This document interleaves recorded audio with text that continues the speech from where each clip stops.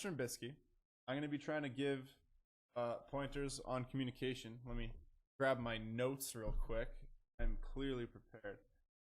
So the first thing I want to talk about is communication in terms of colors.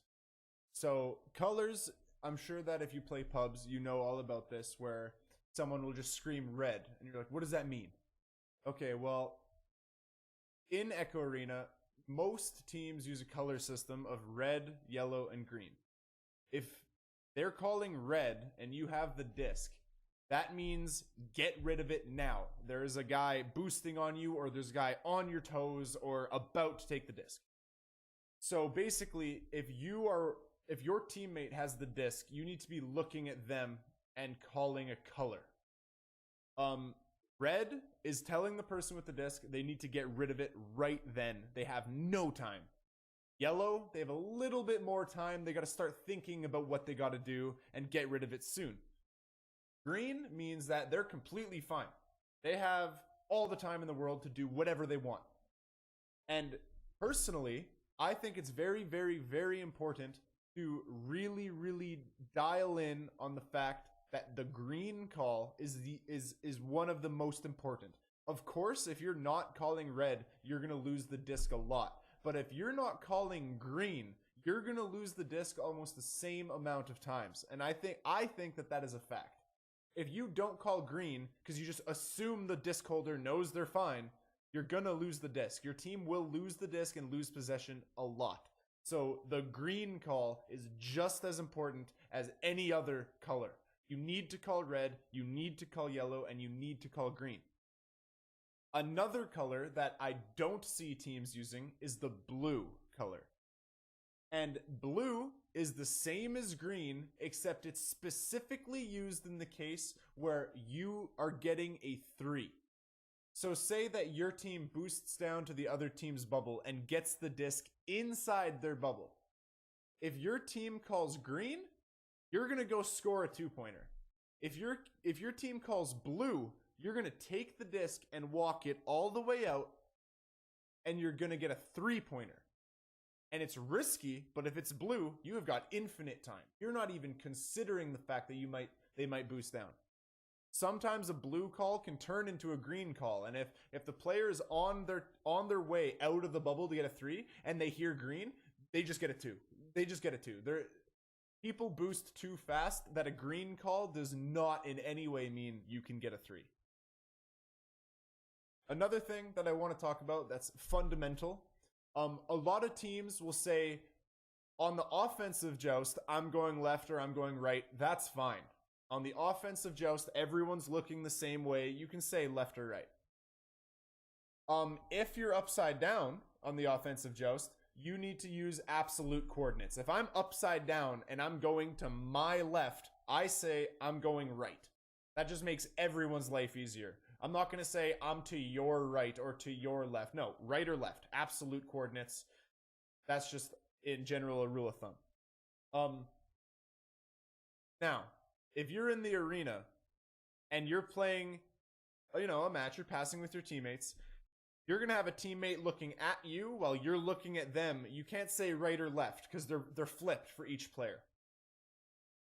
What took me 3 seasons to figure out of being a VRML player is that there is no reason to just not use, what you should be doing is just saying cross, opposite, or same side. So if I'm in the tunnel and I'm in line with the teammate who has the disc, I will say same side tunnel. I'm not going to say I'm in the left tunnel. I'm going to say same side tunnel. That gives way more information than left or right. Now I have a video example here that I want to show that shows an example of both colors being used and the same side and opposite thing. So let's show that clip now. Barely missing, that's more than impressive, because that is hitting the goal on that in any way, shape, or form. It's one of the hardest angles to get in this game, but as that said, Mad going to be going one-on-one here. So as you can see here, I'm going for the disc, I get stunned, then Seal goes to recover it, and he blind slap passes it to Mad, who is on what I call the L block. In this play, Mad was calling red opposite L block, which gives Seal the information that he has no time and that opposite L is a pass option. So Sealable goes and gets that disc and he blind slap passes it to opposite L, which lets Mad go and score. It's a perfect example of colors and opposite same side. So another thing that I want to talk about that sort of leads in here is the back pass.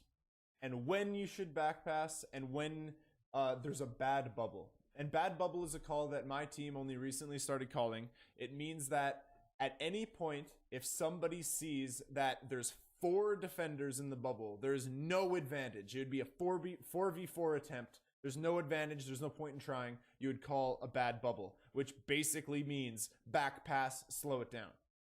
And the back pass, the person who's in the back, has the highest FOV of any player in terms of seeing the other team. If they're at the very back, they just look forward and they can see everything. And they can call back pass or bad bubble or really anything.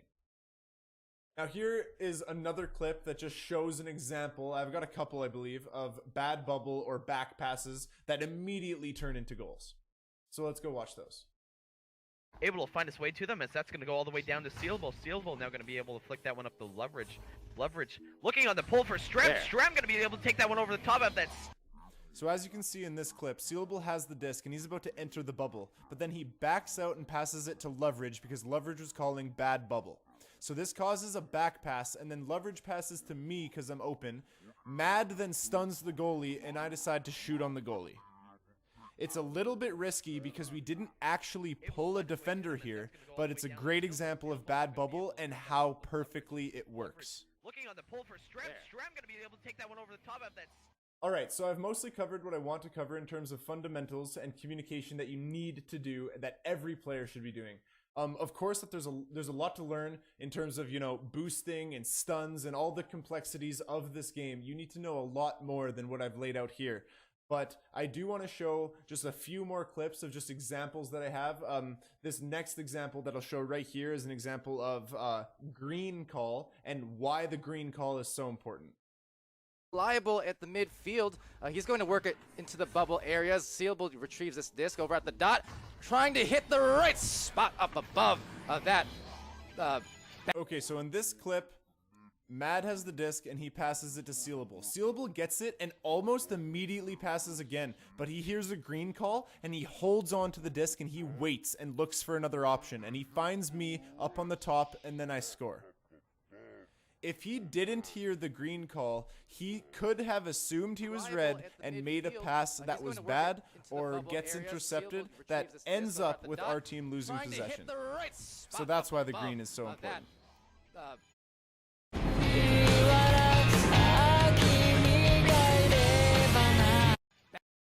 Now the final example I want to share with you is just an example of what you can do with really, really good, consistent comms. My favorite thing in this game, in terms of communication, is when I start boosting somewhere and my team has the disc and I say, boosting top, and they just blindly dump it to the top and assume I'm gonna get it, and I do. That is probably one of my favorite things to do because it's completely based off communication. And if your comms are good, you will make goals like this. So let's watch. Leverage gonna be taking that one away as he's working that one over into the hands of Sealable. Sealable trying to go up the ceiling, and his Strem chance, and another 3 gonna be coming out. So 14-8. So for this play, at this point exactly, when me and Mad start boosting, I've already decided I'm boosting top, and I'm saying boosting top, boosting top, boosting top. Sealable hears that, and he thinks, all right, he's boosting top. So he throws the disc around a defender to the top. And it looks like I catch that pass exactly how he intended, but he couldn't even see me. He just was going purely off communication, and I scored a 3. I love that. Anyways, thanks for watching.